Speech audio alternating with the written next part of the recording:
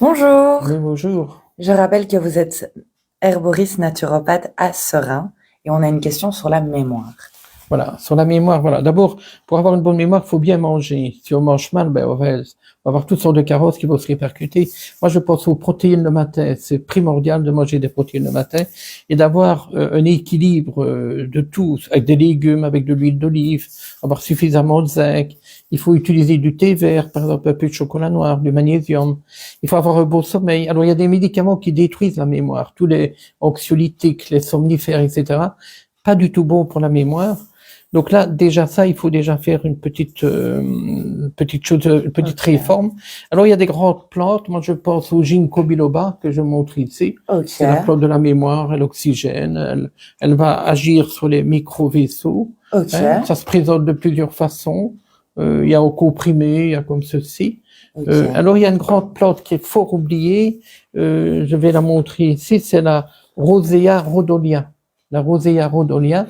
Donc on la trouve ici, par exemple, ici Dans dans les des ampoules. ampoules. Voilà, donc c'est un complexe aussi pour la fatigue ici. Ok, Donc c'est quand on serait avec du fatigué. guarana. Oui, mais le Rosea rhodolia, c'est une plante qui augmente les performances mentales, intellectuelles, mais elle va agir sur la fatigue, l'anxiété, les tendances à la dépression. Donc elle va nous redonner.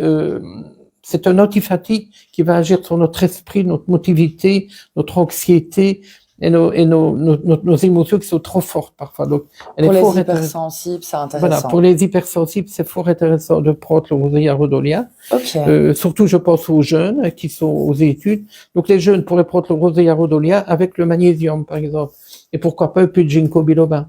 Alors, il y a les personnes âgées. Les personnes âgées, il faut faire attention aux métaux lourds, comme l'aluminium, le cadolinium. Le cadolinium, c'est quand on fait des produits de contraste. C'est très mauvais ok, pour le cerveau aussi, et même pour le rein. Éviter les antidépresseurs quand on peut. Plus le cholestérol est bas, moins ça va être bon pour notre mémoire. Je pense aux personnes âgées, parce qu'on fait la guerre au cholestérol. Alors, il y a 3 plantes qui ont été utilisées notamment pour modifier, en tout cas améliorer les problèmes de la mémoire chez les personnes âgées. Tu vois, c'est l'ashwagandha. ici l'ashwagandha. Mhm.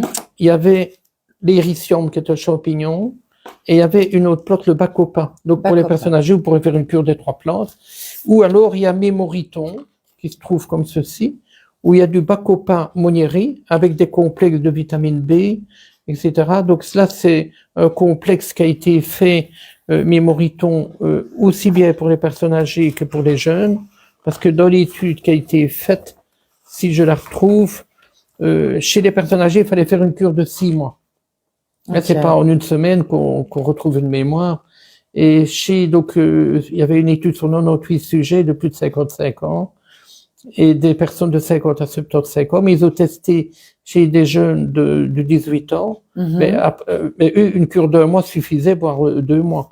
Chez Une les cure personnes d'un mois pour âgées, les jeunes. chez les Ok, personnes âgées, il fallait faire une cure de plus longue, au moins 6 mois. ok, Et ça, c'est normal.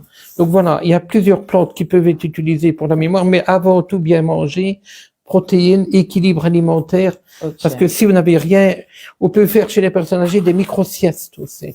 ok.